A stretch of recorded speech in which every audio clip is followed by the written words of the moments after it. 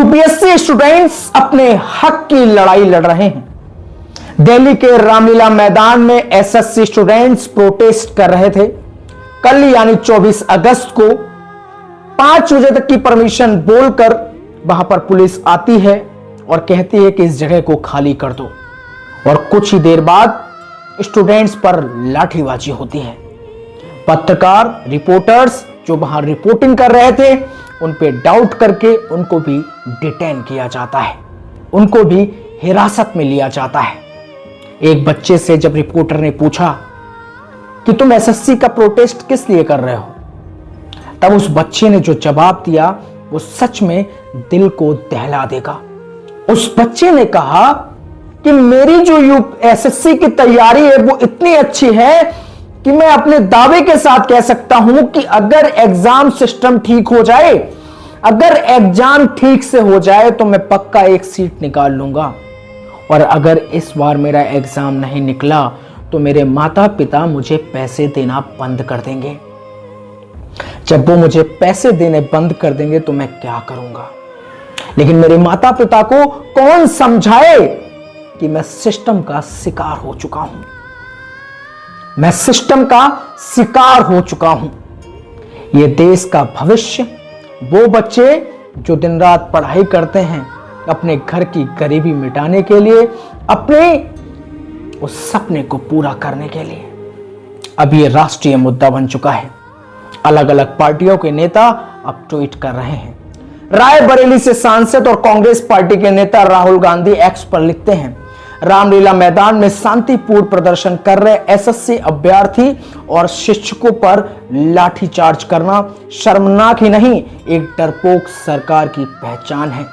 युवाओं ने सिर्फ अपना हक मांगा था, रोजगार और न्याय मांगा, लेकिन मिला क्या? उन्हें लाठियां मिली।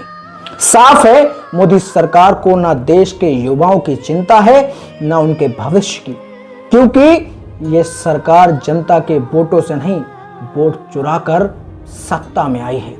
पहले वोट चुराएंगे, फिर परीक्षा चुराएंगे, फिर नौकरियां चुराएंगे, फिर आपका हक और आवाज दोनों कुचल देंगे। युवाओं, किसानों, गरीबों, बहुजन, अल्पसंख्यकों, इनका किसी का वोट इनको नहीं चाहिए। इसलिए आपकी मांगे कभी प्राथमिकता नहीं होंगी। ये राहुल गांधी ने लिखा है। उन्होंने लिखा है कि अब वक्त है डरने का नहीं, डटकर मुकाबला करने का वक्त है।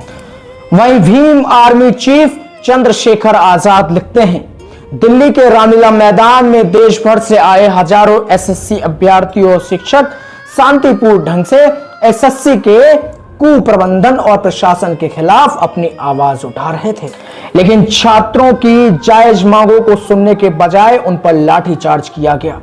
इतना ही नहीं, प्रोटेस्ट के कवर करने पहुंचे पत्रकारों को भी पुलिस ने हिरासत में ले लिया। पत्रकारों के माइक और मोबाइल फोन तक छीन लिए गए।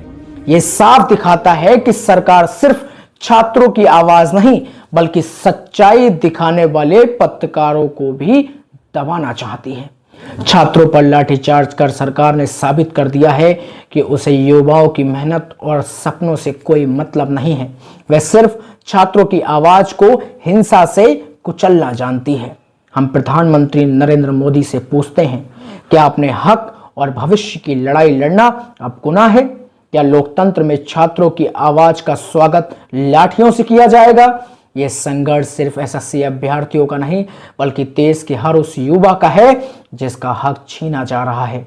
लाठियां आंदोलन की चिंगारी को बुझा नहीं सकती, बल्कि ये चिंगारी अब और महाविस्फोट बनेगी। वहीं आम आदमी पार्टी लिखती है, तानाशाह जब डरता है तो पुलिस को आगे करता है।